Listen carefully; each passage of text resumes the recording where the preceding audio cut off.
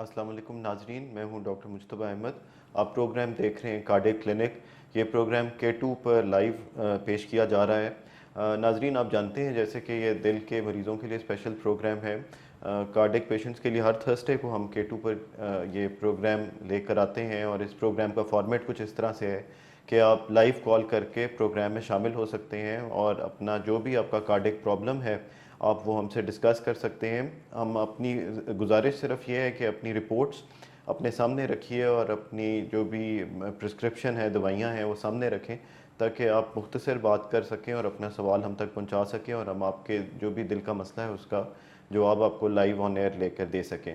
नाजरीन, जैसा कि आप जानते हैं कि अभी रिसेंटली 29 सितंबर को वर्ल्ड हार्ट डे मनाया गया और जो कि हर साल वर्ल्ड हार्ट फेडरेशन की जानिब से वर्ल्ड हार्ट डे मनाया जाता है, जिसमें सेंसिटाइज किया जाता है पब्लिक को कि दिल की बीमारियां जो हैं वो जानलेवा हैं और अगर उनसे बचाव की तदबीर की जाए तो बचा जा सकता है और अगर किसी को दिल की बीमारी लाक हो गई है तो कम्प्लीटली ट्रीटेबल है अगर आप सही वक्त पर कार्डियोलॉजिस्ट के पास पहुंच जाएं। इसके अलावा प्रिवेंशन पर भी बहुत ज़ोर दिया जाता है कि अगर इस बात का ख्याल रखा जाए कि अगर आपकी फैमिली में दिल का मसला है और अर्ली एज में बीमारी आती है या वैसे भी जनरल पब्लिक में भी अगर एहतियात करेंगे तो दिल की बीमारी से बचा भी जा सकता है। हमारे इस पार्ट ऑफ द वर्ल्ड में वेस्टर्न कंट्रीज से दिल की बीमारी बहुत ज़्यादा है और अर्ली 40s इवन 30 और 20 साल की उम्र में भी हमने दिल के मरीज़ देखे हैं जिनको हार्ट अटैक हो जाता है और जो कि एज नहीं है दिल के अटैक होने की, पर पाकिस्तान, इंडिया और हमारे इस ख़ित्ते में ये बीमारी बहुत ही अर्ली आ जाती है। सो इस बात की हमें ज़्यादा ज़रूरत है और आगाही उजागर करने की ताकि दिल की बीमारी से बचा जा सके और एक अच्छी और हेल्दी लाइफ गुजारी जा सके। आजकल के इस सिनेरियो में जहाँ कोविड-19 या कोरोना वायरस जो है उसका भी पेंडेमिक और अरूज पर है और हर किसी को ये भी लाक हो रहा है, तो यहाँ इस साल ये भी बताने की ज़रूरत है कि जो दिल के मरीज़ हैं पहले से जिनको हार्ट फेलियर है उनमें ज़्यादा चांस है कि ये बीमारी उनको असरअंदाज करे, कोरोना की जो वबा है वो उनको पर असर करे और इंतहाई ज़रूरी है कि वो इससे बचें, एहतियात करें ताकि उनमें ये कॉम्प्लिकेशंस ना हों और वो इससे बच सकें। इस साल जो वर्ल्ड हार्ट डे मनाया गया उसमें इंतहाई ये इस बात पर ज़ोर दिया गया कि प्रिवेंशन भी ज़रूरी है और ऑलरेडी जो दिल के मरीज़ हैं वो अपने आप को बचा के रखें स्पेशली कोरोना की वबा से और स्पेशल एहतियात करें। इस सिलसिले में मेडिकेयर कार्डियक सेंटर ने भी 3 दिन का फ्री कैंप का इनकाद किया जिसमें तकरीबन 700 मरीज़ों का इलाज किया गया और मुफ्त इलाज किया गया और स्पेशली वो कम्युनिटी के लिए कि प्रिवेंशन के लिहाज से आगाही उजागर करने के लिए भी इस कैंप को यूज़ किया गया और इस्तेमाल किया गया ताकि दिल के मरीज़ अपनी ख्याल कर सकें और जो दिल के मरीज़ नहीं भी हैं वो ऐसा लाइफस्टाइल गुजार सकें कि उनमें दिल की बीमारी ना हो। नाजरीन, इसके साथ मैं अभी शुरू प्रोग्राम का बाकायदा आगाज़ करना चाहूँगा और इंट्रोड्यूस कराना चाहूँगा अपने गेस्ट को। हमारे गेस्ट पाकिस्तान के नामवर कार्डियोलॉजिस्ट हैं। आप armed forces institute of cardiology AFIC के कमांडेंट रह चुके हैं। आप RIC Rawalpindi institute of cardiology Rawalpindi के एग्जीक्यूटिव डायरेक्टर रह चुके हैं। आप personal physician to president and prime minister of Pakistan की खिदमत भी सर अंजाम दे चुके हैं। आप हैं major general retired Azhar Mahmood Kiani, Hilal Imtiaz military. Sir, welcome to the show. Thank you. Sir, मैं प्रोग्राम का आगाज़ इसी वर्ल्ड हार्ट डे के से करना चाहूँगा और इसकी आपने अभी आप मेडिकेयर कार्डियक सेंटर को हेड कर रहे हैं एज चीफ इंटरवेंशनल कार्डियोलॉजिस्ट और आपने एक स्पेशल ये कैंप 3 डेज़ का ऑर्गेनाइज़ किया जिसमें बहुत सारे मरीज़ों को ना सिर्फ फ़ायदा हुआ बल्कि इसका प्रिवेंशन में भी बड़ा इलाके के लोगों को और कम्युनिटी में आगाही फैलाने के लिए भी इसका बड़ा रोल हुआ। मैं चाहूँगा कि आप सर हमें थोड़ा सा बताएं कि ये क्या एक्टिविटी थी और इससे क्या मकासद जो थे जो लेने ज़रूरी थे। जी जी, आपने जैसे कहा कि 29 सितंबर को हर साल वर्ल्ड हार्ट डे मनाया जाता है और उसमें कोशिश ये होती है क्योंकि ये बीमारी पूरी दुनिया में इतनी बढ़ गई है, वबा की सूरत अख्तियार कर गई है और सबसे ज़्यादा अमवात दिल की बीमारियों की वजह से पूरे दुनिया में होती हैं और उसका 80% जो अमवात हैं और जो बीमारियां हैं वो दुनिया के इस खित्ते में होती हैं। यहाँ पे ज़्यादा बीमारी भी ज़्यादा है और कॉम्प्लिकेशन ऑफ बात भी ज़्यादा है। तो जो सबसे इम्पॉर्टेंट चीज़ है वो ये है कि इस बीमारी से परहेज़ करके बचा जा सकता है, और जो उसके रिस्क फैक्टर्स हैं अगर उस पर उनको कंट्रोल करने की कोशिश करें, जो कि हमारे बस की बात है, वो हम कर सकते हैं।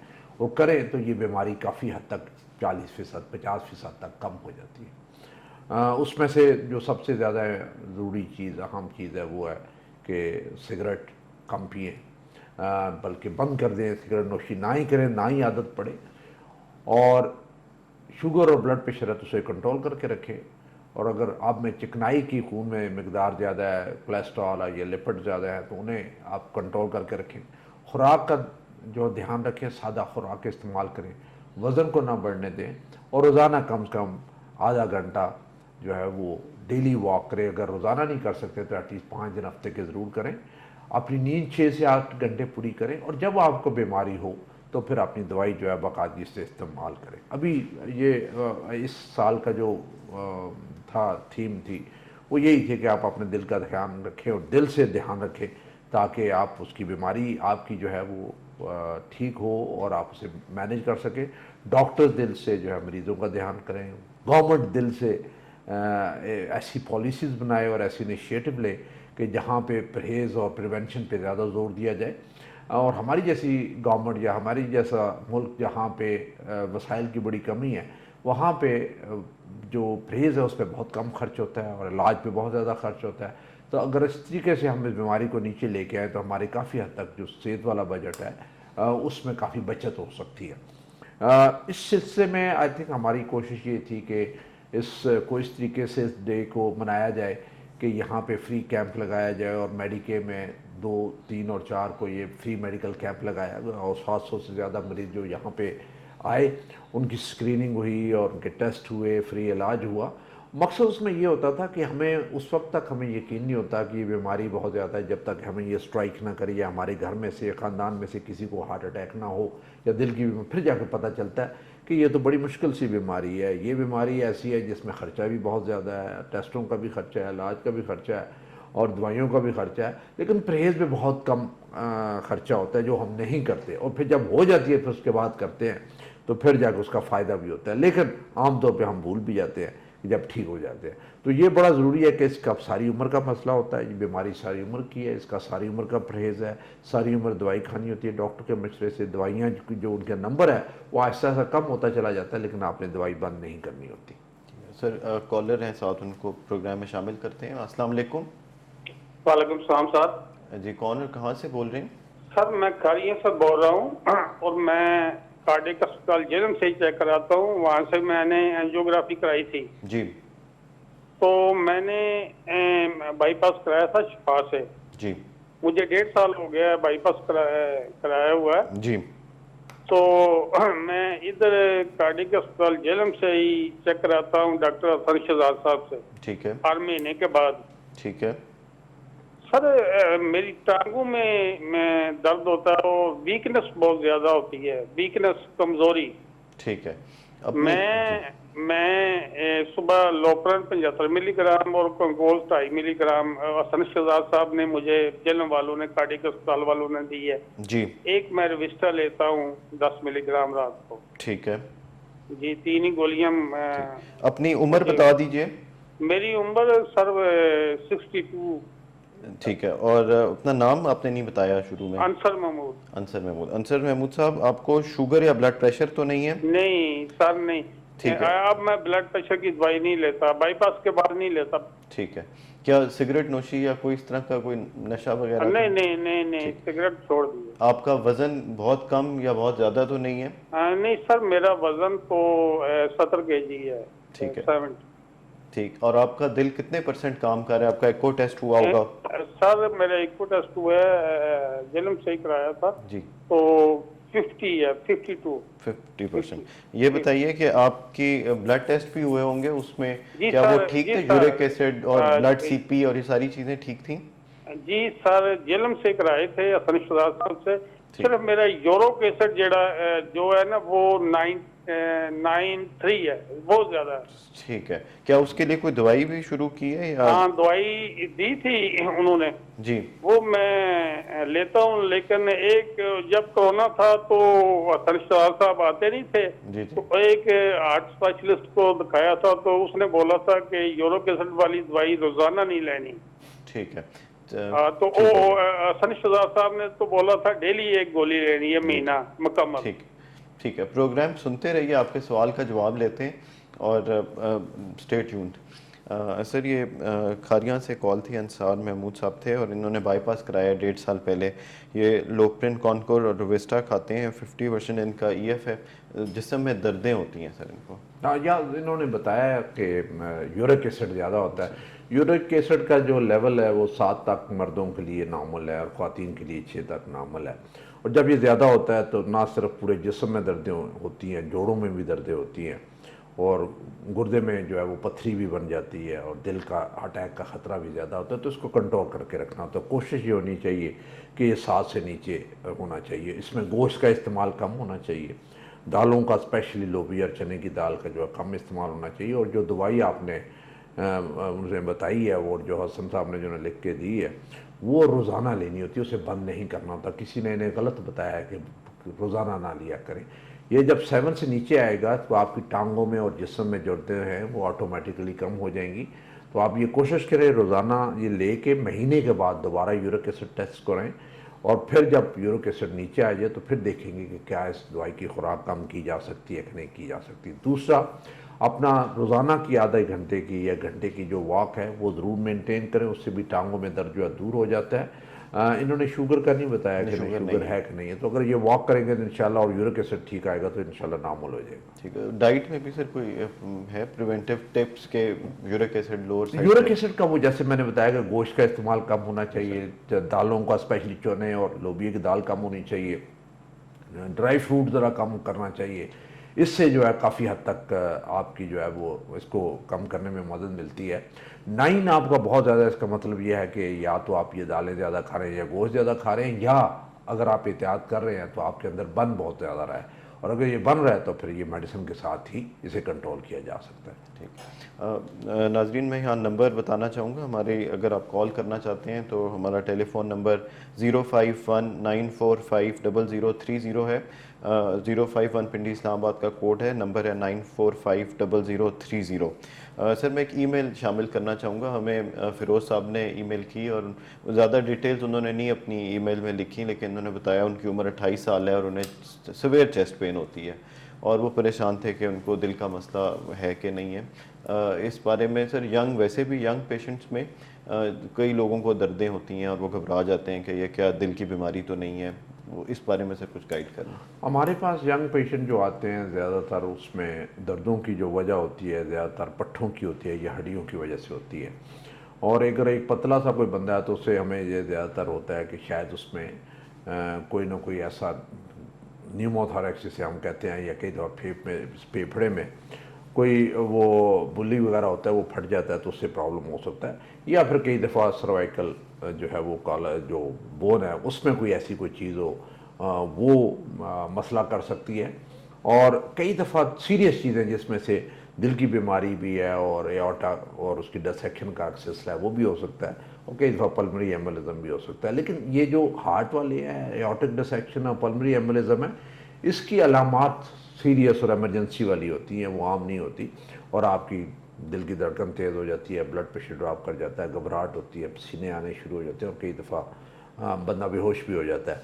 लेकिन ये जो ज़्यादातर हमारे पास यंग लोग आते हैं उनमें ज़्यादातर जो होता है कॉस्टोकॉन्ड्राइटिस, बोन की इन्फ्लेमेशन होगी, मसल की इन्फ्लेमेशन होगी, उसकी वजह से हो गया, या सिंपल मस्कुलर पेन हो गया, उसकी वजह से ये सिलसिला चल सकता है। लेकिन किसी भी दर्द को इग्नोर नहीं करना चाहिए, और दर्द को एक दफ़ा जो बेसिक टेस्ट है जिसमें छाती का एक्सरे बड़ा इंपॉर्टेंट है और ईसीजी बड़ी इंपॉर्टेंट है, और जहाँ पे शक पड़े ब्लड प्रेशर ज़रूर चेक करें, ब्लड प्रेशर ज़्यादा है तो फिर एको वगैरह ज़रूर हो जाना चाहिए। ये टेस्ट करवाने जो है ये बहुत ज़रूरी है। अपने डॉक्टर को एक दफ़ा ज़रूर चेक करवा लें, ईसीजी हो जाए, चेस्ट एक्सरे हो जाए, तो बहुत सारी चीज़ें उसमें भी काफ़ी क्लियर होती है। लेकिन कोई उम्र इससे जो है वो महफूज नहीं है जहाँ पर आपको हार्ट अटैक ना हो सकता हो। लोगों को, यंग यूनिवर्सिटी स्टूडेंट्स को हार्ट अटैक होता है और उसकी वजह ये होती है कि कई दफ़ा गैर सेहतमंद जो है खुराक होती है, चिकनाई वाली रोज़ाना खुराक खा ली। कैसी चिकनाई वाली? वो हुआ कि जी के सिरी पाए खाने शुरू कर दिए, मगज़ खाना शुरू कर दिया, कढ़ाई गोश्त खाने शुरू कर दी, पराठे रोज़ाना खाने शुरू कर दिए, अंडे जो है वो रोज़ाना खाने शुरू कर दिए, और घी का ज़्यादा इस्तेमाल करना शुरू कर दिया, मक्खन का इस्तेमाल शुरू कर दिया, फास्ट फूड और कोल्ड ड्रिंक्स का इस्तेमाल शुरू कर दिया। ये सारी की सारी यंग बंदों में बग़ैर नालियाँ बंद हुए हार्ट अटैक कर सकती है। जब आप लगातार कई दिन चिकनाई वाला खाना खाते हैं, रोज़ाना कोई शादी वाला खाना है, किसी के घर मेहमान गए या दोस्तों के साथ है और बाहर रोज़ाना ही पार्टियां कर रहे हैं और ये चीज़ें रोज़ाना खा रहे हैं, तो आपका जो खून है इसमें चर्बी की वजह से जो उस खुराक में होती है उसमें गाढ़ा हो जाता है और इतना नालियों में से फंस फंस के गुजरता है, और वो जब फंसता है तो स्लो होता है, तो उसमें से क्लॉट बनने शुरू हो जाते हैं और क्लॉट वक्ती तौर पे 100% बन करके हार्ट अटैक कर देते हैं, और हार्ट अटैक करके आपके दिल को डैमेज या उसके पट्टे जो है वो बिल्कुल मार देते हैं और दिल आपका कमज़ोर हो जाता है। फिर अब जब एंजियोग्राफी करते हैं तो पता चलता है इसके अंदर तो वो सारी फैट पड़ी, या ब्लॉकेज तो है कोई नहीं है, और ये सिर्फ खुराक की वजह से, या वो लोग जो सिगरेट बहुत ज़्यादा पीते हैं उनमें ये चीज़ होती है। तो इसलिए कोई ये इससे महफूज नहीं है, एहतियात आपने करनी है, और जब आपको इस तरह की तकलीफ हो तो अपने डॉक्टर के पास जाकर सारे टेस्ट एक दफ़ा करवा लें। ठीक है सर, एक कॉल ले लेते हैं। अस्सलाम वालेकुम जी, कौन और कहाँ से बोल रहे हैं? जी, आपकी आवाज़ बहुत कट रही है, आप अगर थोड़ी। मोहम्मद अब्बास बोल रहा हूँ, टैक्स लाते सर। जी मोहम्मद अब्बास साहब, सवाल कीजिएगा। सर मुझे कार्डियक हार्ट अटैक आया था और साथ ही कार्डियक अरेस्ट भी हुआ था जी। और उसके बाद जो है वो पीसीआई में जो है ना स्टंट वगैरह पड़े थे जी। तो हाँ जी, तो उसके ये इस सारे प्रोसीजर को 9 माह हो गए, तकरीबन 9 मंथ। ठीक है। तो उसके बाद तकरीबन अभी एक 15-20 दिन पहले फिर मुझे हल्का सा पेन आया सीने में, इमोशनल स्ट्रेस की वजह से जी। तो उसकी वजह से फिर मुझे हॉस्पिटलाइज में होना पड़ा जी। और हॉस्पिटल मेरी बात सुन नहीं रहा? जी जी। हाँ जी, तो यानी कि ये 8-9 महीने के बाद जो है ना ये दोबारा हल्का सा जो है ना ये ठीक है और मुझे जो है ना वो उस तरह के सिम्टम आए हैं। ठीक है। तो आप मुझे सर आगे क्या एडवाइस करेंगे आप? ये बताइए कि जो आपने बताया 9 महीने पहले आपको अटैक हुआ था, तो कितने इसके बाद स्टेंट पड़े थे? 3 स्टंट पड़े थे सर, एलसीएक्स में 2 पड़े थे और आरडी जी पड़ा था। ठीक है। और क्या आपको शुगर और ब्लड प्रेशर है? बिल्कुल शुगर नहीं है और ब्लड प्रेशर भी मैंने बिल्कुल कंट्रोल किया हुआ है, 110 के करीब रहता है मेरा। सिगरेट वगैरह तो नहीं पीते? बिल्कुल स्मोकर ना मैं पहले था ना अब हूँ। और दवाइयाँ आप कौन सी इस्तेमाल करें? हाँ जी, 43 साल मेरी एज है सर, और इसके जो सुबह लो प्लेट प्लस ले रहा हूँ, कॉन्कोर 2.5 जी, और वेस्ट्रल एमआर सुबह शाम है जी, और उसके बाद जो है ना रोविस्टा है 20 मिलीग्राम जी। ठीक है सुबह। जी जी। और आपका दिल का फंक्शन कितना, एको के ऊपर कितने % काम कर रहे हैं दिल? सर तकरीबन 6 माह पहले करवाया था जो वो उसमें 55% आया था। ठीक है। और क्या आपको ये दर्द जो है ये खाली उस स्ट्रेस के वक्त हुआ, और वैसे चलने फिरने आपकी वॉक वगैरह ठीक है, उसमें मसला तो नहीं होता? हाँ जी सर, वॉक वगैरह में जो है ना उस तरह का दर्द नहीं आता, हालांकि मैं काफी वॉक भी कर लेता हूँ, लेकिन जब थोड़ा सा सोचता हूँ तो यानी कि इमोशनली थोड़ा सा परेशान हो जाऊं तो फिर मुझे उस तरह के यानी कि सिम्टम आते हैं। लेकिन जो जब वॉक करता हूं मैं, हालांकि मैं सीढ़ियां भी ऊपर नीचे चढ़ जाता हूं और जो है ना वॉक भी लंबी करता हूं, तो उस वक्त वो जो है ना मुझे उस तरह का सिम्टम नहीं आता। के बाद आपने अपना कोई ईटीटी टेस्ट या कोई स्ट्रेस टेस्ट तो नहीं कराया? ईटीटी सर मैंने जो स्टंट पड़े थे उसके तकरीबन 1.5 महीने बाद कराया था, तो वो नेगेटिव फॉर इस्कीमिया आया था। ठीक है, ठीक हो गया। बहुत शुक्रिया सवाल करने का। आप प्रोग्राम सुनते रहिए, आपको थोड़ी देर में आपके सवाल का जवाब लेके देते हैं। नाज़रीन, एक कमर्शियल ब्रेक का टाइम हुआ है, हाजिर होते हैं छोटी सी ब्रेक के बाद। नाज़रीन, आप प्रोग्राम देख रहे हैं कार्डियक क्लिनिक।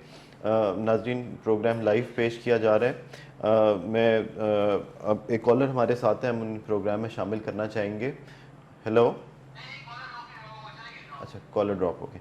अगर आपकी कॉल नहीं मिलती इन केस, और मैं हम हमारे अपॉइंटमेंट के नंबर्स भी यहाँ डिस्प्ले हो रहे हैं, और आप अपॉइंटमेंट लेना चाहें तो मेडिकेयर कार्डिक सेंटर में कॉल करके अपॉइंटमेंट ले सकते हैं। नंबर मैं एक दफ़ा बोल देता हूँ, 05184333332, और दो नंबर और हैं वो भी बोल देता हूँ, 05194500028, 94500029। तो अगर आपकी कॉल नहीं मिलती है और आप फिर मशवरा लेना चाहते हैं या आके दिखाना चाहते हैं तो ये मेडिकेयर कार्डिक सेंटर के नंबर हैं। कॉल करने के लिए प्रोग्राम में आप शामिल हो सकते हैं। सर, हम कभी ब्रेक पर जाने से पहले एक हमारे साथ कॉलर थे और अब्बास साहब, उन्होंने कॉल की हमें टेक्सला से, और इन्होंने बताया कि 9 महीने पहले इनको हार्ट अटैक हुआ था और कार्डियक अरेस्ट भी हुआ था, और उसके साथ बाद में उनको 3 स्टेंट डले, 2 सर्कमफ्लेक्स में और 1 आरसीए में।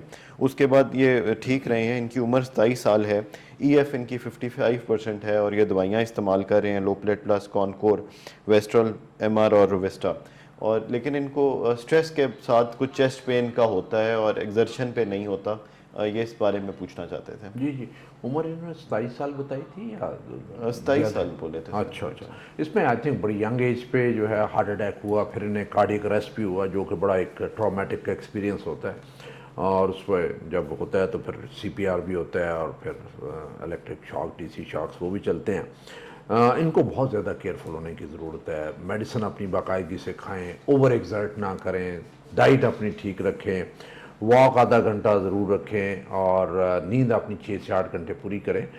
स्ट्रेस जो है वो एक कुदरती अमर है, उसमें आ जाता है जब आपको स्टेज पे 3 स्टेंट डल जाएं और फिर साथ आपका कार्डियक अरेस्ट भी हुआ, तो उसके लिए इन्हें चाहिए कि रिलैक्स होने वाली अपने डॉक्टर साहब से गोलियां लिखवा लें, जिसमें लेक्सोटनिल, एल्प या ज़ैनेक्स या इस तरह की गोली है जो उन्हें रिलैक्स कर सके। और कोशिश ये करें कि आप अपने हर 6 महीने के बाद अपने जो टेस्ट सारे हैं एक को समेत वो करवा लिया करें। साल में एक दफ़ा ईटीटी ज़रूर करवा लिया करो। अगर आपको चलते हुए रोज़ाना के कामकाज में सीढ़ियाँ चढ़ते हुए कोई सीने में दर्द नहीं होता तो फिर आपको परेशान होने की ज़रूरत नहीं है, और इसको ज़्यादा अपने सर पे बीमारी को सवार भी नहीं करना। वेस्टर्न एमआर अगर कोशिश करें तो इसकी शायद इतनी ज़्यादा ज़रूरत नहीं है, वो आप बंद कर सकते हैं। बाकी आप जितनी दवाइयाँ ले रहे हैं वो लेते रहें, वो आपकी सेहत के लिए बहुत बेहतर है। और हर 3 महीने के बाद अपने डॉक्टर साहब जिन्होंने आपकी एंजियोप्लास्टी की है उन्हें दिखाते रहें, ताकि कोई आपके टेस्टों में थोड़ी बहुत कोई ख़राबी आए तो उसको वो ठीक कर सके, ताकि ये बीमारी कंट्रोल में रहे और आगे जाके स्टेंटों को बंद ना करे या नई बीमारी स्टेंटों के अलावा बाकी जगह पे ना आए। ठीक है सर, एक कॉलर को साथ शामिल करते हैं। अस्सलाम वालेकुम। वालेकुम सलाम जी। जी, कौन और कहाँ से बोल रहे हैं? जी, मैं अजहर खान बात कर रहा हूँ इस्लामाबाद से। जी, सवाल कीजिएगा। सर, मेरा सवाल ये है कि मेरी एंजियोप्लास्टी हुई है, जी तो 3 स्टेंट डले हुए हैं, जी, तकरीबन कोई 11 महीने गुजर गए हैं। ठीक है। तो मसला ये है कि मैं इस दफ़ा मुझे जिस्म में दर्दें वगैरह हो रही थी, तो मैंने अपना विटामिन डी वगैरह चेक करवाया तो वो बहुत कम था। ठीक है। तो मेरा सवाल ये है कि चूंकि ये दवाइयाँ इस्तेमाल करते हैं आदमी, ब्लड थिनर वगैरह करते हैं, और खुराक भी ऐसी नहीं रख सकता आदमी, बोझ वगैरह और दूसरा तीसरा, जी जी। तो उस वजह से ये जो कमी आ जाती है तो इसको किस तरह से पूरा करना चाहिए? मसला दोबारा बताएंगे? सॉरी। विटामिन डी कम हो जाती है और B12 वगैरह। जी जी जी। तो ये जहर है कि दवाइयाँ आदमी लेता है, ब्लड थिनर वगैरह लेता है, तो उस वजह से ये खुराक भी साथ नहीं होती है, गोश्त वगैरह तो मैं इस्तेमाल नहीं करता हूँ बिल्कुल। ठीक है ठीक है। तो उस वजह से हो जाती है। तो फिर एक दफा मैं डॉक्टर साहब के पास गया तो उन्होंने मुझे दवाइयाँ दी हैं, एक प्लांट काल भी है और एक जोवेट भी है। ठीक है, सही तो है। उन्होंने कहा कि ये भी आपने 15 दिन लगातार इस्तेमाल करनी है, फिर एक एक गोली, मतलब हफ्ते में 2 गोलियां इस्तेमाल करें, ज्यादा नहीं करनी। ठीक है। तो जरा ये कमी हो जाती है। फिर वाक आदमी, मैं वाक तकरीबन 8 किलोमीटर करता हूँ रोज। ठीक है। दवाइयाँ कौन सी खा रहे हैं आप?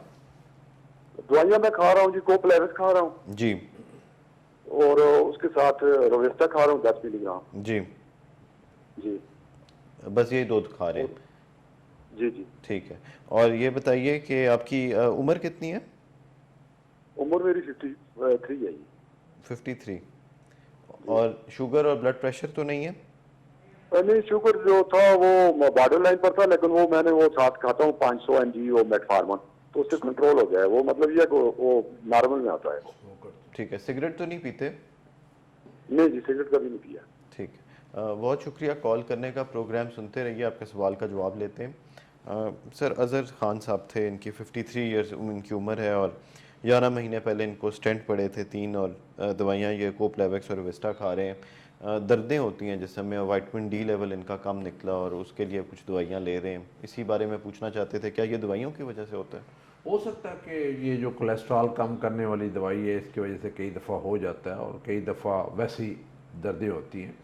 और ये बता रहे हैं कि 7 किलोमीटर डेली चलते हैं, जो कि बहुत अच्छी वॉक है और बहुत अच्छा करते हैं।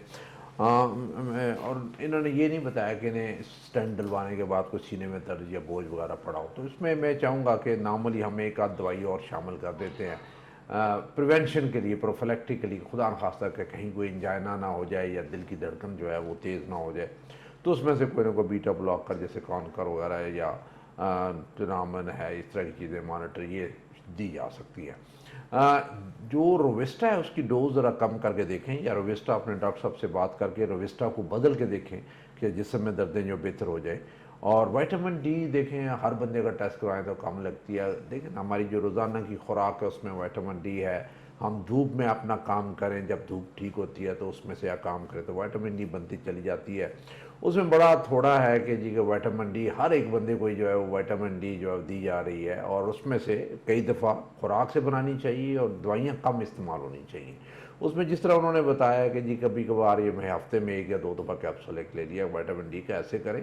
और जब आप 30-35 से ऊपर हो जाए, 40 हो जाए तो फिर से छोड़ दें और फिर खुराक से और अपनी डाइट से वो धूप के एक्सपोजर से विटामिन डी को इम्प्रूव करें। बाकी ने और कुछ करने की ज़रूरत नहीं है। हमारे यहाँ कुछ दवाइयों की वजह से दर्दें होती हैं, कुछ हमारी इनएक्टिविटी की वजह से दर्दें होती हैं। लेकिन इनकी अच्छी बात यह है कि ये ऑलरेडी 7 किलोमीटर के करीब वॉक कर रहे हैं, तो इन्हें अगर इस तरह की दर्दें होती हैं तो कोई फिक्र करने की कोई ज़रूरत नहीं है। ठीक है सर, एक और कॉलर ले लेते हैं। अस्सलाम वालेकुम। अस्सलाम वालेकुम सर। जी मैं आपका प्रोग्राम सुन रही हूँ। जी जी, कौन और कहाँ से बोल रही हैं? जी मैं फतेहजंग से शकीला बात कर रही हूँ। जी सवाल कीजिएगा। सर मेरा सर से बात यह है कि क्या खवातीन के जो पर्सनल बीमारियां होती हैं उनका भी कोई ब्लड प्रेशर से रिलेटेड है कोई मसला? मुझे सर 5 महीने पीरियड्स बंद हुए ना, तो दिसंबर में मेरी हार्ट बीट तेज होगी और मेरा बीपी जो है 220 ऊपर और 110 मेरा नीचे हो गया, तो इससे मेरी हार्ट बीट तेज होगी। ठीक है, फौरन मैंने टैबलेट वगैरह ली, इजी डे की, और जुबान के नीचे भी टैबलेट रखी, तो फिर भी मेरी हार्ट बीट कम नहीं हुई। फिर नजदीक ही मेरे गांव में सिविल अस्पताल है, मुझे वहां ले जाया गया, तो उन्होंने मुझे 2 इंजेक्शन लगाए, तो उससे मेरा बीपी हार्ट बीट जो है वो नॉर्मल होगी। फिर उसके बाद 2-3 दिन ऐसे ही होता रहा, तो मैं रोवल अस्पताल में गई, वहाँ मैंने सारे टेस्ट करवाए, मेरा ECG भी ठीक आई, मेरे इको टेस्ट भी ठीक है और ETT का टेस्ट भी ठीक है। डॉक्टर जो काशिफ साहब है उनसे मैंने फिर इलाज वगैरह करवाया, तो वो उन्होंने कहा कि ये सारे टेस्ट तो आपके ठीक है। फिर मैंने ये इशू भी बताया, एक तो मेरे मैदे का इशू है कि मेरे कमर में या आगे पीछे फड़फड़ाहट होती है गैस की वजह से, तो मैं थोड़ी सी भी कोई टेंशन वाली बात हो तो मेरी हार्ट बीट महसूस होती है कि मुझे बर्दाश्त नहीं होती, शदीद टेंशन होने लग पड़ती है। और मुकम्मल परहेज भी करती हूँ, लेकिन फिर भी इंसान है, कभी कभी कोई थोड़ा बहुत घर बना हो तो खा लेते हैं, होटलिंग कुछ भी नहीं है हमारी। ठीक है आपकी, लेकिन जरा सी स्ट्रेस नहीं बर्दाश्त करती। अब ये कि वो सब मेरी ट्रीटमेंट हुई, तो फिर उसके बाद मेरे पीरियड्स भी रेगुलर हुए, मेरी भी रूटीन ब्लड प्रेशर की नॉर्मल थी, लेकिन अब फिर 3 महीने से टाइम ज्यादा हो गया, मुझे पीरियड्स नहीं हुई, तो मेरे बीपी फिर जो है ना ऐसे हाई होने शुरू हो गया। अब मैं 50 mg एवरी डे सुबह लेती हूँ और 50 mg शाम को लेती हूँ। तो सर फिर मुझे क्या करना चाहिए? आपकी एज कितनी है? मेरी 50 है। 50 ईयर्स। और आपको शुगर तो नहीं है? नहीं सर, कुछ भी मसला नहीं है। ठीक है, मेरी वाक है, मैं सर्विस करती हूँ, सुबह मैं डेली स्कूल जाती हूँ, वापस आती हूँ, घर का सारा काम मैं खुद करती हूँ, लेकिन ये है कि जब मैं अपने ऊपर प्रेशर डाल के घर का सारा काम करती हूँ तो मेरे पट्टे जो है ना वो मुझे महसूस होते हैं जैसे मुझे शदीद थकावट है और दिमाग में शदीद टेंशन होने लग पड़ती है। तो मुझे डॉक्टर ने जी पिछले साल नाइस की एक टैबलेट लिख के दी थी, वो भी मैंने काफी अर्सी खाई है, उससे मुझे काफी फर्क पड़ा है, लेकिन अब वो मैंने टैबलेट बीपी जैसे हुआ था तो मुझे अब डिप्रेशन से होने लग पड़ी है, मैंने वो भी छोड़ दी। ठीक, आपका वजन ज्यादा तो नहीं है? नहीं सर, मेरा तकरीबन अब तो नहीं, अब तो मेरे जिस्म बहुत ज्यादा वीक हो गए। ठीक है, 75 तक मेरा होगा, 76-75 मेरा वेट है। आजकल ब्लड प्रेशर कितना है आपका? अब आज भी मेरा सर 150/100 था, ठीक 104, 105 जी। और सुबह भी लिए, उसके बावजूद भी अब शाम को भी मेरा इतना था। फिर मतलब मैंने वही आप दोबारा इजी डे 50 mg 50 mg सुबह शाम खा रही हैं खाली, और बीपी थोड़ा सा यही 150/100 और इसी तरह रह रहा है। जी जी ठीक है। और बाकी जो ब्लड टेस्ट वगैरह ठीक है, आपके किडनीज के टेस्ट और बाकी ब्लड टेस्ट सारे वो सही आए जी थे? जी सर, वो भी मेरे सारे ठीक आए। क्रेटिनिन और ये सारे ब्लड सीपीस? 180 मेरा कोलेस्ट्रॉल लेवल था, नहीं 160 मेरा कोलेस्ट्रॉल लेवल था। ठीक। बहुत शुक्रिया कॉल करने का, अपने सवाल का जवाब लेते हैं, प्रोग्राम सुनते रहिए। सर ये शकीला थी, इन्होंने फतेह जंग से कॉल की, 50 इयर्स इनकी उम्र है और इनको पेल्पिटेशन होती है और कुछ गायनोकोलॉजिकल इश्यूज हैं, साथ बीपी उसके साथ शूट कर जाता है। इजी डे सुबह शाम 50 mg खा रही हैं, बीपी ब्लड प्रेशर 150/100 तक होता है। जी जी, आई थिंक ये नॉर्मली जब इस एज पे ख़वातीन होती हैं जहाँ पे आपको मेनोपॉज शुरू होता है या मेंसेस बंद हो जाते हैं, तो ग्रेजुअली हार्मोनल चेंजेस होती हैं और उसमें घबराहट ज़्यादा होती है, पसीने ज़्यादा आने शुरू हो जाते हैं, दिल की रफ्तार बढ़ जाती है। ये ब्लड प्रेशर मतलब है इनका जो ज़्यादा हुआ वो ज़रूरी नहीं कि इस वक्त ज़्यादा हुआ, ये पीछे ज़्यादा होता रहा होगा, इन्होंने कभी चेक नहीं करवाया होगा, जब चेक करवाया तो वो ज़्यादा महसूस हुआ जब ज़्यादा इन्हें तकलीफ़ हुई। तो ब्लड प्रेशर कोई बड़ा इशू नहीं है, वो आप मेडिसिन खाएंगे, एहतियात करेंगे खुराक में तो इंशाल्लाह कंट्रोल में रहेगा। और भी इन्होंने बताया कि क्या मेडिसिन क्या क्या ले रही हैं ये। इजी डे 50 mg सुबह शाम? जी सुबह शाम वो आप लेते रहे, 150-100 पे आपका ब्लड प्रेशर आ गया है तो मैं ये सजेस्ट करूँगा, क्योंकि आपके दिल की धड़कन भी तेज़ होती है, घबराहट भी आपको होती है, तो साथ उसके आप एक गोली है कॉनकर, CONCOR कॉनकर 5 मिलीग्राम, ये आप इसके साथ शुरू कर दें तो दिल की घबराहट वो भी कम हो जाएगी और आपको जो थकावट महसूस होती है वो भी बेहतर हो जाएगी आपकी। और स्ट्रेस वाला इशू तो डेफिनेटली होता है, और स्पेशली जो वर्किंग लेडीज़ हैं जिन्होंने जॉब भी करना है, फिर घर आके काम भी करना है और सारे काम आगे करने हैं, तो उसमें एक फटीग वाला फैक्टर आ जाता है।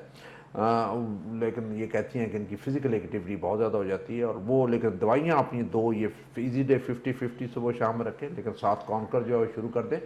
और मुझे उम्मीद है कि ये पहले ही नमक से एहतियात करती होंगी, नमक का इस्तेमाल बहुत कम करें, यानी आपकी तरकारी में खाने में बहुत थोड़ा इस्तेमाल हो, और बाकी आटे चाय में या किसी चीज़ के साथ नमक लगा के ना खाएं, तो होपफुली आई थिंक उससे काफ़ी बेहतर हो जाएगा। फिर अगर आपकी परेशानी ज़्यादा हो तो एंग्जाइटी के लिए कोई ना कोई एंग्जाइटी ठीक करने के लिए दवाई ज़रूर लेनी चाहिए, जिसमें एल्प है, जैनिक्स है या फिर लेक्सोटनिल है, वो अपने डॉक्टर से ज़रूर तजवीज़ करवा लीजिए। कई दफ़ा ये दवाई लेने से, एंग्जाइटी ख़त्म होने से आपके बहुत सारे मसले जो है वो ठीक हो जाते हैं। तो इसलिए ये करके हमें 2 हफ्ते के बाद ज़रा बताइएगा कि आपका ब्लड प्रेशर कैसा है, तबीयत कैसी है, कोई टीटी इन्होंने करवा ली है, ब्लड टेस्ट करवा लिए, वो सारे ठीक ठाक है, तो फिर आपको फिक्र करने वाली कोई बात नहीं। अब सिर्फ ये एक है कि ब्लड प्रेशर को कंट्रोल करके रखना, और उसका टारगेट ये है कि आपका ब्लड प्रेशर 140/90 से नीचे हो और 110/70 से नीचे ना जाए। तो ये 110/70 से ले 140/90 के दरमियान में जहाँ मर्जी है चक्कर लगाता रहे, वो कंट्रोल कंसिडर किया जाएगा। सर एक कमर्शियल ब्रेक का टाइम हुआ है, नाजरीन हाजिर होते हैं छोटी सी ब्रेक के बाद। आप प्रोग्राम देख रहे हैं कार्डियक क्लिनिक। प्रोग्राम में शामिल होने के लिए आप कॉल कर सकते हैं। कॉल करने के लिए नंबर है 051-945-0030, और अगर आप अपॉइंटमेंट लेना चाहें मेडिके कार्डियक सेंटर में और दिल के इलाज के सिलसिले में, तो वो भी नंबर बता देता हूँ। नंबर है 051-84333332, 051-945-0028, 051-945-0029। इन नंबर सारे डिस्प्ले हो रहे हैं नाजरीन। हम लाइव आपकी कॉल्स लेकर और आपको उसी वक्त ऑन एयर आपके मसाइल का हल बता रहे हैं। सर आज बहुत से लोगों ने कॉल की और जिसमें ब्लड प्रेशर का मसला बताया और कहा ये शूट कर जाता है। एक आम तरीका ये है कि जब बीपी ज़्यादा होने लगता है तो लोग बार बार उसे चेक करना शुरू कर देते हैं और वो एंग्जाइटी उसकी बनना शुरू हो जाती है। तो कितना फ्रीक्वेंटली ब्लड प्रेशर चेक करना चाहिए और कब कब करना चाहिए? देखें, कुछ लोग होते हैं कि जिनमें एंग्जाइटी वाला एलिमेंट नहीं होती है और वो अपने ब्लड प्रेशर को चेक करके मेडिसिन को एडजस्ट करते हैं, लेकिन कुछ लोग होते हैं जो ज़्यादा एंक्शस होते हैं, परेशान उनकी तबीयत होती है, वो बार बार ज्यों अपना ब्लड प्रेशर हर घंटे के बाद चेक किया और आधे घंटे बाद चेक किया, तो ये एंग्जाइटी बढ़ाती है और ब्लड प्रेशर ऑटोमेटिकली उस परेशानी की वजह से ऊपर चला जाता है। तो आई थिंक जब आपका शुरू में देखें, जब आपका कंट्रोल जब नहीं है और आपने दवाई शुरू की है, तो एक दफ़ा सुबह चेक कर लें नाश्ते से पहले चेक कर लें और एक दफ़ा शाम को खाने से पहले चेक कर लें। और दवाइयाँ जो है देखें 1 हफ्ते से 2 हफ्ते लगते हैं ब्लड प्रेशर को कंट्रोल करने के लिए, और दवाइयों को इतना टाइम दें कि वो जब इतना उसमें खून में पहुंच जाए और उनका मैक्सिमम असर 2 हफ्ते मैक्सिमम असर दिखाती है दवाई, तो उसके बाद अगर चेंज करना हो तो फिर डॉक्टर साहब के मशवरे के साथ वो चेंज करें। क्योंकि अचानक और ज़्यादा जो है वो जल्दी में ब्लड प्रेशर को ड्रॉप करना वो आपके लिए नुकसानदेह हो सकता है। आपको उससे फॉलेज भी हो सकता है, हार्ट अटैक भी हो सकता है और आपकी सेहत के लिए नुकसानदेह हो सकता है। इसलिए ब्लड प्रेशर को हमेशा ग्रेजुअली और आहिस्ता आहिस्ता कम किया जाता है, और दवाई जो है वो शुरू की जाती है और उसकी बाकायदगी से खाना शर्त है। वो खाएंगे तो ब्लड प्रेशर कंट्रोल होगा, और जब छोड़ देंगे तो ब्लड प्रेशर कंट्रोल ख़राब हो जाएगा, दोबारा ऊपर चला जाएगा। इसलिए सारी उम्र दवाई खानी होती है और बाकायदगी से खानी होती है। और टाइम कोशिश करें कि दिन का एक ही टाइम हो, ताकि वो 24 घंटे के दौरान उसकी जो फ्लक्चुएशन है वो ज़्यादा ना हो और उसका एक लेवल जो है ब्लड में वो मेंटेन रहे और वो आपको कंट्रोल करती रहे। इसमें हमारे यहाँ जो सबसे ज़्यादा इशू ब्लड प्रेशर का आता है वो आता है कि जो लोग परेशानी या एंग्जाइटी जिनमें ज़्यादा होती है, जल्दी परेशान हो जाते हैं, उनमें ब्लड प्रेशर जो ज़्यादा होता है। उनमें कई दफ़ा होता ही है कि आपको मेडिसिन ब्लड प्रेशर की कम आपको इस्तेमाल करनी होती है और उनकी एंग्जाइटी को आपने कंट्रोल करना होता है मेडिसिन के साथ, और जब एंग्जाइटी कंट्रोल होती है तो उनका ब्लड प्रेशर नॉर्मल रेंज में आ जाता है, और कई दफ़ा हमें उनकी ब्लड प्रेशर की जो मेडिसिन है वो देने की ज़रूरत ही नहीं पड़ती। कोशिश ये करनी चाहिए कि ब्लड प्रेशर को एक तो खुराक की एहतियात से और दूसरा दवाई के साथ कंट्रोल किया जाए। और ख़ुराक में जो सबसे इम्पॉर्टेंट चीज़ है कि आपका नमक कम इस्तेमाल होना चाहिए खाने में, और जो नमक टेबल सॉल्ट जो हम लगाते हैं या डालते हैं किसी चीज़ पे नमक, वो कम से कम होना चाहिए, ज़रूरत नहीं होनी चाहिए जिस घर में ब्लड प्रेशर है। गोश्त का इस्तेमाल कम, हफ्ते में 3 दिन से ज़्यादा नहीं होना चाहिए। बड़ा गोश्त महीने में 1 दफ़ा कहीं इस्तेमाल कर लिया। और जो चिकनाई वाली चीज़ें हैं जिसमें तरी और चिकनाई बहुत ज़्यादा है, घी मक्खन वगैरह, वो कम इस्तेमाल करें। कोल्ड ड्रिंक्स का कम इस्तेमाल करें, वज़न को ना बढ़ने दें। एक्सरसाइज जो है वो आप एक रूटीन बना लें रोज़ाना की, कम से कम आधा घंटा पौना घंटा जो है हफ्ते में 5 दिन वॉक कर लिया करें, तो उससे भी ये ब्लड प्रेशर को कंट्रोल करने में काफ़ी मदद देता है। ठीक है सर, एक कॉलर है प्रोग्राम में शामिल करते हैं। अस्सलाम वालेकुम। अस्सलाम वालेकुम जी वालेकुम सलाम, कौन और कहाँ से बोल रहे हैं? मैं फतेह जंग से शाहिद बात कर रहा हूँ। जी शाहिद साहब, सवाल कीजिएगा। जी, मैं एज मेरी 53 है जी, और मैं 20 साल से ITTM प्लस ITN पेशेंट हूँ परमानेंट। जी जी, अभी मेरे साथ ये मसला है कि मैं सीढ़ियाँ चढ़ता हूँ या थोड़ा सा चलूँ तो मेरी सांस फूल जाती है। ठीक है। BP मेरा जो है वो 140/90 रहता है नॉर्मली टेबलेट के साथ। ठीक है। पहले मैं मॉनिटर टेबलेट भी इस्तेमाल करता रहा हूँ, जी इजी डे भी इस्तेमाल करता हूँ, और शुगर के लिए साथ जो है लुप्रन और ये इंसुलिन इस्तेमाल करता हूँ। जी ठीक है। अभी मेन जो मेरे साथ प्रॉब्लम है, एक जिस्म में दर्द है, दूसरा मैं थोड़ा सा चलूँ तो सांस फूल जाएगी, सीढ़ियाँ चलूँ तो फिर भी मेरी सांस जो है बहुत ज्यादा फूल जाएगी। ठीक है। तो इस सिलसिले में सर काइंडली को एडवाइस दे दें। आप स्मोकिंग तो नहीं करते? नहीं सर, नहीं। ठीक है। आपने बोला 20 साल से डिजीज क्या बताइए आपने, किस चीज के पेशेंट हैं? शुगर के सर। शुगर के पेशेंट हैं, ठीक है। क्या आपने दिल के कोई अपने टेस्ट कराए हुए हैं, यानी ये सांस चढ़ रही है वो तो मैंने करवाए हैं लेकिन वो क्लियर थे सारे। ठीक है। एको टेस्ट कराया था, कितने % दिल काम कर रहा है आपका? इको नहीं करवाया सर, मैंने नहीं करवाया। कौन से ECG वगैरह कराई थी? ECG क्लियर आई है, बाद दफा हार्ट बीट एक दफा मेरी तेज हुई है बहुत ज्यादा, जी तो वो भी उस टाइम पे तो क्लियर आई है, लेकिन उससे पहले हार्ट बीट तेज मेरी थी। लेकिन अभी कोई टेंशन वाली बात मैं सुन लूं या मतलब अचानक इस तरह हो जाए तो एकदम मेरा जो है हार्ट बीट तेज हो जाती है। ठीक। और क्या ब्लड टेस्ट आपने कराए थे वो ठीक थे? वो ठीक थे मेरे। वो ठीक। और ये जो आपने बताया टेंशन के साथ आपकी हार्ट बीट तेज हो जाती है, तो कभी क्या चेस्ट पेन भी होती है और चलने फिरने से आपको प्रेशर सिम्टम्स तो नहीं आते चेस्ट के ऊपर? बाद दफा आते हैं और बाद दफा नहीं आते, बाद दफा सिर्फ जो है सांस फूलती है मेरी। ठीक। एक्सरसाइज करते हैं आपके? नहीं, एक्सरसाइज तो मैं कर ही नहीं सकता हूँ सर, मैं तकरीबन 1/2 किलोमीटर जो है चलता हूँ पैदल सुबह। ठीक है। वो क्या आराम से ज्यादा मैं चल ही नहीं सकता हूँ। अच्छा, वो क्या वजह, इसीलिए सांस चढ़ती है, दर्द होती है? मैं अगर तेज चलूँ थोड़ा सा या सीढ़ियाँ चढ़ूँ या कुछ जोर वाला काम करूँ तो फौरन मेरी सांस फूल जाएगी, हार्ट बीट तेज हो जाएगी। ठीक है। वजन तो नहीं ज्यादा आपका? वजन मेरा जो है सर 85 है, वजन ज्यादा ही है। ठीक है। बहुत शुक्रिया कॉल करने का, आपके सवाल का जवाब देते हैं। सर फतेह जंग से कॉल थी और शाहिद साहब थे, 53 ईयर्स इनकी उम्र है, शुगर ब्लड प्रेशर के मरीज़ हैं और बीपी इनका 140/90 रहता है, बाकी इंसुलिन इस्तेमाल कर रहे हैं शुगर के लिए। सांस फूलती है और चेस्ट पेन भी होती है चलने पे, और इनको क्या आगे करना चाहिए? बिल्कुल, आई थिंक इनका एक तो शुगर इतने साल हो गए हैं और इस सांस फूलता है, और कुछ लोगों को शुगर वालों को जैसे आपको पता है कि ज़्यादा सीने का दर्द नहीं होता, एंजाइना नहीं होता, उन्हें वार्निंग नहीं मिलती, सांस फूल जाता है, लेकिन इनकी एक्टिविटी भी बड़ी थोड़ी है, ज़्यादा आधा किलोमीटर ये चलते हैं।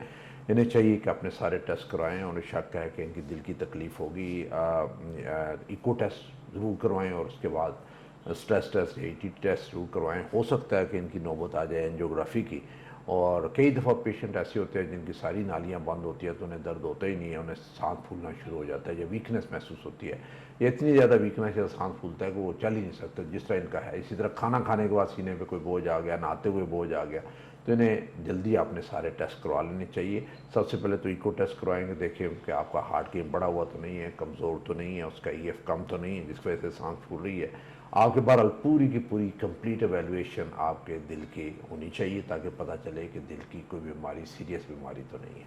ठीक है, तो हमारे सर यहाँ बड़ा मिसकॉन्सेप्शन है कि अगर ज़्यादा चल नहीं सक रहे तो चलना कम कर देते हैं, लेकिन कोई मेडिकल अटेंशन नहीं सीख करते और डॉक्टर के पास नहीं जाते। बिल्कुल वही है, तो बिल्कुल आप बेड बाउंड हो जाते हैं, निकल नहीं सकते, और फिर आप अगर शुरू से ही बीमारी का पता चल जाए और उसका इलाज शुरू हो जाए तो आप दोबारा 100% जो है वो फिट हो सकते हैं।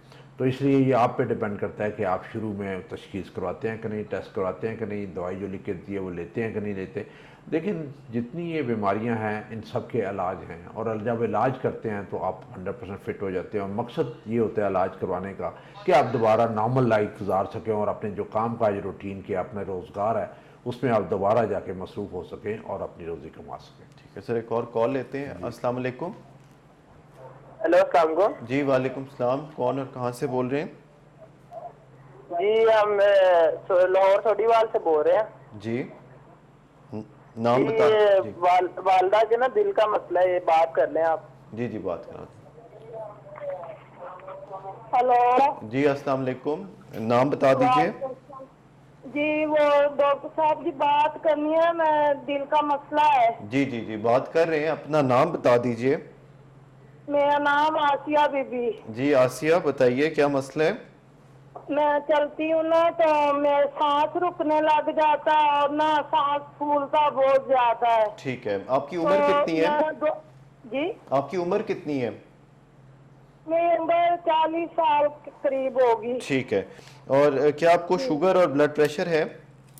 हाँ जी, ब्लड प्रेशर है, शुगर नहीं है। ठीक है, कितना चलने पे सांस फूलता है? जी कितना चलें तो सांस फूलता है? घर के सेन में चलने से सांस फूल जाता है या बाथरूम जाने तक ही सांस फूल जाता है? मैं तो बैठती हूँ, गर्मी में तो बिल्कुल बैठ नहीं सकती। जी चूल्हे पे बैठती हूँ ना तो मेरे लिए बहुत अजाब खड़ा हो जाता है। जी, आपकी सांस फूलने लग जाता है तो दिल घबराने लग जाता है। जी, आपके छाती में दर्द तो नहीं होता, चेस्ट पेन तो नहीं होता चलने से? हाँ जी होता है, छाती में दर्द होता है। दवाई खा रहे? कोई दवाइयाँ खा रही हैं आप? उल्टे बाजू में दर्द होता है। जी, कोई दवाइयाँ खा रही हैं आप? हाँ जी दवाई खा रही हूँ। कौन कौन सी दवाइयाँ खा रही हैं? ये बेटा आपको बताता है, मैं पढ़ हूँ, मैं पढ़ी हुई नहीं हूँ, वो आपको दवाइयों के नाम बताता है। जी जी नाम बता दें। हेलो अस्सलाम वालेकुम। जी वालेकुम सलाम। जी दवाइयों के नाम बता दें। जी डिस्प्रिन ले रहे हैं, जी लिपिगैट 40 मिलीग्राम वाली, जी कॉनकोर 5 मिलीग्राम वाली, जी जोडी 5 मिलीग्राम वाली, जी इजी डे 50 वाली, जी पायरोमेड 40 मिलीग्राम वाली, जी और प्रोसीडियन ले रहे हैं 75 मिलीग्राम वाली, और ठीक है एक है सस्टेक्ट 2.6 वाली। ठीक है, और इनका वो दिल का एको टेस्ट हुआ है जिसमें दिल कितने % काम कर रहा है? टेस्ट हुआ है आपका? जी हुआ है। वो कितने % काम कर रहा है दिल? वो कह रहे थे कि उसमें नालियां तंग है, बता रहे थे। जी, एंजियोग्राफी भी हुई है? एंजियोग्राफी भी हुई है। अच्छा, और उसका क्या हल बताया उन्होंने कि क्या स्टेंट डलेंगे, बाईपास होगा, क्या होगा, या दिल के बारे में क्या बताया? तो मुझे कुछ नहीं बताया, वो कह रहे हैं कि आप दवाइयाँ खाएं और आराम करें, काम कुछ ना करें। तो खाने पीने का बहुत परहेज बताया। वो कह रहे हैं कि खाना पीना ना खाने की बराबर दिल कर दो। कमज़ोर होने ठीक का है, भी दिल बताया। कमज़ोर होने का भी क्या उन्होंने बताया कि दिल कमज़ोर है? कॉल ड्रॉप हो जी गई जी सेशन। लाहौर से कॉल थी सर, आसिया बीबी थी, इनकी उम्र। जी जी बिल्कुल। आई थिंक इनकी वो नालियाँ इनकी बंद हैं, हार्ट इनका कमज़ोर है, प्रेशर इनके मसले बहुत ज़्यादा हैं। मोस्ट प्रॉब्ली ये लगता ही है कि वो एको में बता तो नहीं सकी, इनका हार्ट कम काम कर रहा होगा, इजेक्शन फ्रैक्शन कम होगी बहुत ज़्यादा, और उन्होंने कहा होगा कि शायद सर्जरी वगैरह नहीं हो सकती तो आप दवाइयाँ ही खाएँ। तो इन्हें जो दवाइयाँ लिख के दी हुई हैं, ढेर सारी दवाइयाँ उन्होंने बताई हैं, और दवाइयों से ही पता चल जाता है कि वाकई इनको कोई हार्ट फेलियर वाला भी इशू है और बाकी भी इश्यूज़ हैं। और ये दवाइयाँ इनको बाकायदगी से खाते लेनी चाहिए। इन दवाइयों को एडजस्ट करने की ज़रूरत है। इन्हें चाहिए कि बाकायदगी से अपने जो कार्डियोलॉजिस्ट, दिल के डॉक्टर हैं जिन्होंने एंजियोग्राफी की है, उनको बाकायदगी से दिखाते रहें और अपनी दवाइयाँ उनसे एडजस्ट करवाते रहें।